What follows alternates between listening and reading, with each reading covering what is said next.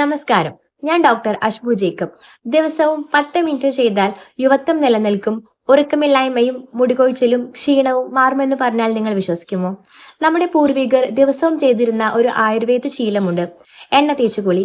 ഇന്നത്തെ ഈ വീഡിയോയിൽ നമ്മൾ പലരും മറന്നുപോയ എണ്ണ തേച്ചുകുളിയുടെ പ്രാധാന്യത്തെക്കുറിച്ച് നമുക്ക് സംസാരിക്കാം. ചൂടാക്കിയ ഔഷധ എണ്ണ ശരീരത്തിൽ പുരട്ടി മസാജ് ചെയ്യുന്നതിനെ അഭ്യംഗം എന്ന് പറയുന്നു. ഇത് ശരീരത്തിനും മനസ്സിനും ഒരുപോലെ സുഖം നൽകുന്ന ഒരു ആയുർവേദ ചികിത്സയാണ്. ദിനചര്യയിൽ ഉൾപ്പെട്ട ഒന്നാണ് അഭ്യംഗം. നമ്മൾ നിത്യജീവിതത്തിൽ എന്നും ചെയ്യേണ്ട ഒരു കാര്യമാണ് എണ്ണ തേച്ചുകുളി.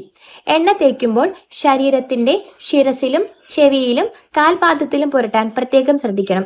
ഇനി നമുക്ക് എണ്ണ തേച്ചുകുളിയുടെ ഗുണങ്ങൾ എന്തൊക്കെയാണെന്ന് നോക്കാം. ശിരസിലുള്ള എണ്ണ തേച്ചുകുളി അഥവാ ശിരോ അഭ്യംഗം, അത് ശിരോരോഗങ്ങളെ തടയാനും സെൻസ് ഓർഗൻസിനെ നറിഷ് ചെയ്യാനും അതോടൊപ്പം തന്നെ തലമുടിക്ക് കട്ടിയുള്ളതാക്കാനും മുടിയുടെ റൂട്ട് നല്ല ദൃഢമുള്ളതാക്കാനും മുടി കറുപ്പ് നിറത്തിലാക്കാനും സഹായിക്കുന്നു.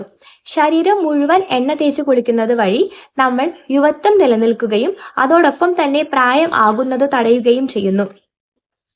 അഭ്യംഗമാചരെ നിത്യം സ ജരാ ശ്രമവാദ എന്നാണ് പറയുന്നത്. അതായത് ക്ഷീണത്തെ മാറ്റുന്നു, അതോടൊപ്പം തന്നെ വാതരോഗങ്ങളെ തടയാനും അഭ്യംഗം സഹായിക്കുന്നു. ദിവസേനയുള്ള എണ്ണ തേച്ചു കുളി വഴി ശരീരവേദന, നടുവേദന, കഴുത്തുവേദന, സന്ധിവേദന തുടങ്ങിയവ കുറയ്ക്കുന്നു. നല്ല ഉറക്കത്തെ പ്രദാനം ചെയ്യുന്നു. സ്ട്രെസ് പൂർണ്ണമായും ഒഴിവാക്കുന്നു. ഉത്കണ്ഠ കുറയാൻ സഹായിക്കുന്നു. കണ്ണിനും വളരെ നല്ലതാണ് ദിവസേനയുള്ള എണ്ണ തേച്ചു കുളി. അതോടൊപ്പം തന്നെ നമുക്ക് വളരെ മൃദുവായി കാണപ്പെടുകയും ഡ്രൈനസ് കുറയ്ക്കുകയും ചെയ്യുന്നു. ഇനി എങ്ങനെയാണ് എണ്ണ തേച്ച് കുളിക്കേണ്ടത് എന്ന് നമുക്ക് നോക്കാം. അതായത് ചൂടാക്കിയ ഔഷധ എണ്ണ ഒരിക്കലും ഡയറക്റ്റ് ആയിട്ട് എണ്ണ ബോയിൽ ചെയ്യരുത്, ഡബിൾ ബോയിൽ ചെയ്യുക. അതിനുശേഷം നമ്മുടെ ശരീരത്തിൽ നന്നായി അപ്ലൈ ചെയ്ത് കൊടുക്കുക. എപ്പോഴും ശ്രദ്ധിക്കണം, നമ്മുടെ രോമകൂപങ്ങൾക്ക് സെയിം ആയിട്ടുള്ള ഡയറക്ഷനിലാണ് എണ്ണ അപ്ലൈ ചെയ്ത് കൊടുക്കേണ്ടത്. എപ്പോഴും നമ്മൾ ജോയിൻസിൽ റൗണ്ട് ആയിട്ട് മസാജ് ചെയ്യുക, ബാക്കിയുള്ള സ്ഥലത്ത് സ്ട്രെയിറ്റ് ആയിട്ട് മസാജ് ചെയ്യുക. അങ്ങനെ ഒരു 10 മിനിറ്റ് മസാജ് ചെയ്തതിന് ശേഷം കുളിക്കുക. വാതപ്രകൃതി കൂടുതലുള്ള ആൾക്കാരാണ് എണ്ണയും, പിത്തപ്രകൃതി ഉള്ളവർക്ക് വെളിച്ചെണ്ണയും, കഫപ്രകൃതി ഉള്ളവർക്ക് കടുകെണ്ണയുമാണ് നമ്മൾ കൂടുതലായി അനുശാസിക്കുന്നത്.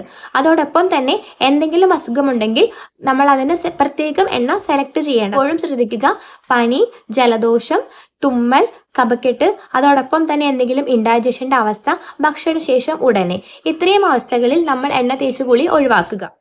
രോഗങ്ങളെ പ്രതിരോധിക്കാനും ആരോഗ്യം നിലനിർത്താനും സഹായിക്കുന്ന അഭ്യംഗം നിങ്ങളുടെ ജീവിതത്തിന്റെ ഭാഗമാക്കും. പുതിയൊരു ടോപ്പിക്കുമായി പുതിയൊരു വീഡിയോയിൽ കാണാം. എല്ലാവർക്കും ആരോഗ്യപ്രദമായ ഒരു ദിനം ആശംസിക്കുന്നു. താങ്ക്